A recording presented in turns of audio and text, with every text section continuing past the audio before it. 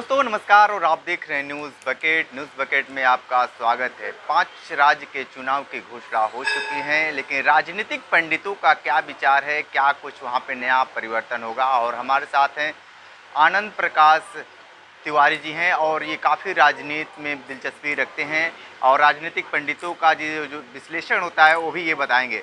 ये बताइए कि जिस तरीके से डेट आया है, क्या कुछ वहाँ पे सत्ता परिवर्तन होगा या फिर वहाँ पे सरकार रिपीट करेगी?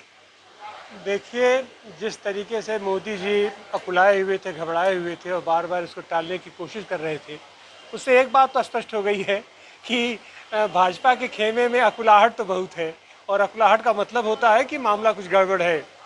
जो स्थिति बन रही है उसमें दो जगह तो अपना कांग्रेस की सरकार है, एक जगह वो भी इंडिया की ही सरकार मानी जाएगी, 3 जगह रहा मिजोरम और मध्य प्रदेश। तो मध्य प्रदेश में पिछली बार भी इनका बहुमत नहीं आया था, जोड़ तोड़ करके इन्होंने बना लिया, लेकिन वहाँ हालत बहुत ज़्यादा ख़राब है। और अब रही एक प्रांत और हुआ जब जहाँ भाजपा की सरकार है तो वहाँ तो स्थिति ये है कि वहाँ मोदी जी जा पाने की स्थिति में ही नहीं है, आज तक नहीं गए। 4 महीने से अपना बगल का उनका प्रांत मणिपुर जल रहा है, तो वहाँ तो वो वो जा भी नहीं पा रहे हैं। तो आप स्थिति आप अंदाज़ा लगा सकते हैं कि इन 5 राज्य के चुनाव में भाजपा की, और ख़ास करके भाजपा चेहरा बना के लड़ रही है प्रधानमंत्री को, तो नहीं, ये प्रधानमंत्री जी मुख्यमंत्री बनने जा रहे हैं, तो फिर आप स्थिति का आकलन कर सकते हैं क्या हो सकता है, क्या संभावना हो सकती है इसकी। लेकिन जिस तरीके से चढ़ बढ़कर प्रचार प्रसार प्रधानमंत्री नरेंद्र मोदी जाकर विभिन्न प्रदेशों में कर रहे हैं, तो कुछ अंतर या प्रभाव नहीं डल पाएंगे? अब देखिए, प्रचार की तो स्थिति ये है कि मध्य प्रदेश हो चाहे राजस्थान हो, 7-7 केंद्रीय मंत्रियों को इन्होंने वहाँ उतार दिया है, तमाम सांसदों को उन्होंने कैंडिडेट बना दिया है।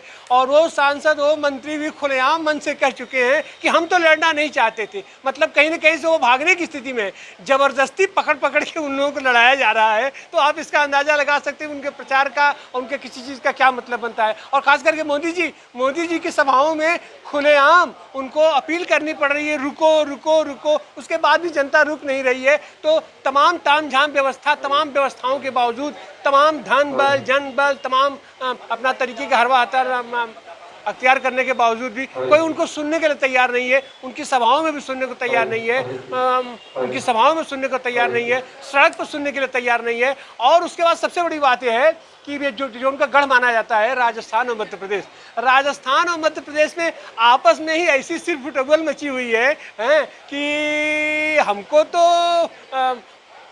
अब आप अंदाजा लगा सकते हैं किससे क्या स्थिति बन रही है इन लोगों की। ठीक है।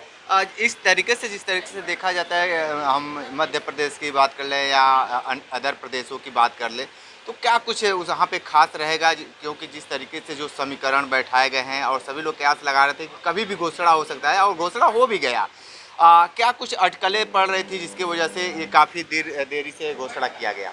अटकलों का तो ये देखिए, जब से ये इंडिया गठबंधन बन गया है तब से एक नए तरीके का उत्साह तो आया, जनता के बीच भी आया है। राजनीतिक दलों का आपस में तो प्रतिस्पर्धा हो सकता है, व्यक्तिगत टकराव भी हो सकता है, लेकिन जनता एक मत है।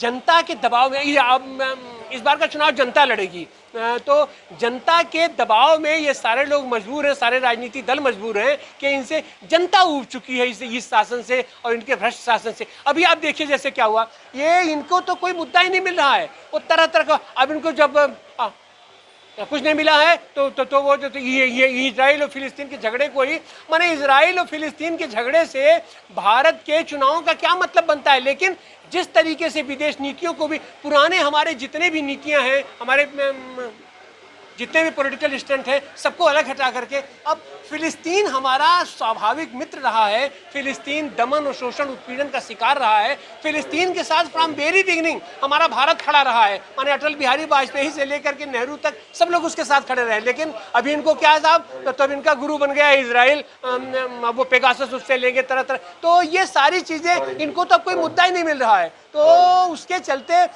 देश के मुद्दे पर, देश में शांति बहाली के मुद्दे पर, अपना रोजगार के मुद्दे पर, माने कोई मुद्दा देश में तो ये कि कोई बात करने की स्थिति में नहीं है। अब इनको कोई मुद्दा मिल नहीं रहा है। इससे स्पष्ट है कि ये देश में किसी भी जनता का, आम आदमी का जवाब दे पाने की स्थिति में नहीं है और इनकी हालत बहुत ही बुरी है। अब देखिए, अब तो अच्छा, एक सवाल ये है कि मान लीजिए ये 5 राज्य का जैसे रिजल्ट आता है, तो रिजल्ट आने के बाद क्या लगता है कि लोकसभा चुनाव में काफ़ी असर पड़ेगा?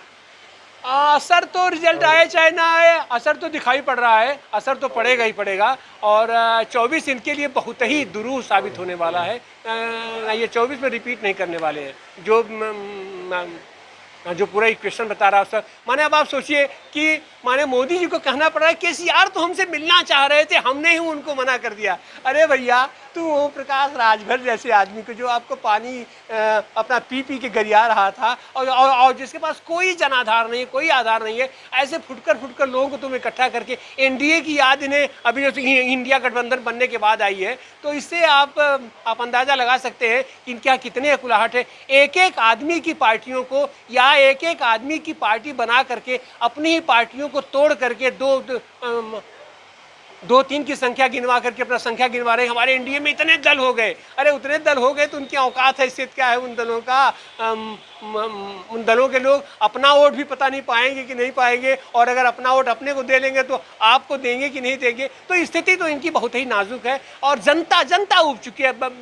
असली बात यह है कि जनता उब चुकी है। और अगर ये इनको अच्छी तरह आभास है कि इस बार अगर ये कुछ गड़बड़ी करने की भी कोशिश करेंगे तो जनयुद्ध की स्थिति आ जाएगी, देश में गृहयुद्ध की स्थिति आ जाएगी। अब जनता इनको बर्दाश्त करने वाली नहीं है। ठीक है, तो आप सुन रहे थे राजनीतिक विश्लेषण बताए पंडितों का क्या कुछ का रुझान है, आप समझ ही सकते हैं। तो ये आनंद तिवारी जी थे, बहुत सारी बातें बताए हैं राजनीति को लेकर। विशेष रिपोर्ट कर रहे थे न्यूज़ बकेट के लिए।